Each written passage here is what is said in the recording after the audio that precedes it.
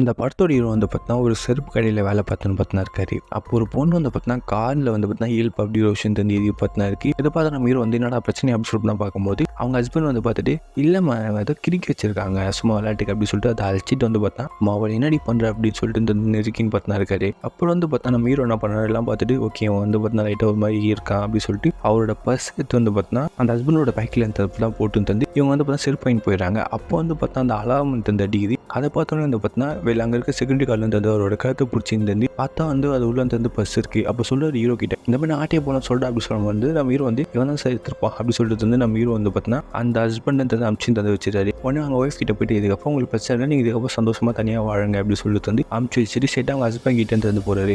பொண்ணு கிட்ட பிரச்சனை பண்ணால் அவனுக்கு அவ்வளோதான் அப்படி சொல்லிட்டு பார்த்தா நம்ம ஹீரோ அவங்க ஹஸ்பண்ட் கிட்ட சொல்ல அப்போ தான் தப்பு தான் தெரியுது. நம்ம அவர் வந்து பார்த்தா ஒரு போலீஸு, அவர் வந்து பார்த்தீங்கன்னா இதெல்லாம் ஒரு பிரச்சனையும் இல்லை நான் பார்த்துக்கிறேன் அப்படி சொல்லிட்டு பார்த்தா அவர் வந்து பார்த்தா வாக்கி டாக்கின்னு சொல்லி பார்த்தா இருக்காது. இங்கே